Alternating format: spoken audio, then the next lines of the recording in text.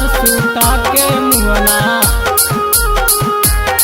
चूमे अलंग हो पलंग पर सूता के मुअना। Present by Magahi music recording studio Guraru.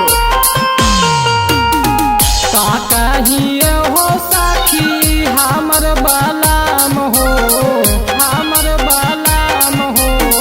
का कहिए हो साखी हमर बालाम हो, पलंग पे सूता के मुअना चूमे अलंग हो पलंग पे सूता के मुअना चूमे अलंग हो। का कहिए हो साखी हमारा बालाम हो, पलंग पर सूता के मुअना चूमे अलंग हो पलंग पे सूता के मुअना चूमे अलंग हो पलंग पर सूता के मुअना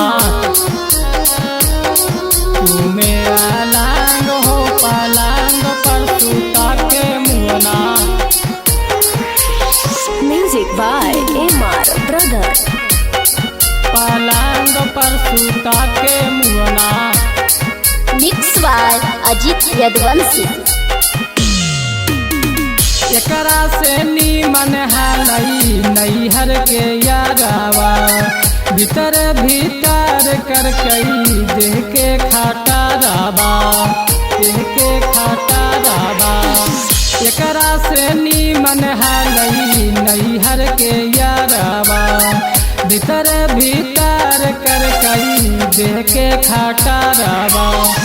का कहिए हो साखी बकलोल बाला में है, का कहिए हो साखी बकलोल बाला में है, पलंग पर सूता के मुअना चूमे अलंग है पलंग पर सूता के मुअना चूमे अलंग है पलंग पर सूता के मुअना चूमे अलंग हो पलंग पर सूता के मुअना। Music by MR brother. पलंग पर सूता के मुअना मिक्स बाय अजीत यदुवंशी। अभिले ना खुलल हमारे चोली के बटनवा, भतरा बालोल अभी कैले नान मानमा, कैले नान मानमा।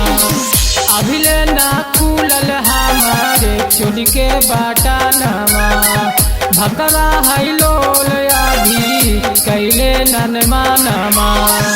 आज तलल धाके सूते तकिया के खोल है, आज तलल धाके सूते तकिया के खोल है, पलंग पर सूता के मुअना चूमे अलंग है पलंग पर सूता के मुअना चूमे अलंग है पलंग पर सूता के मुअना।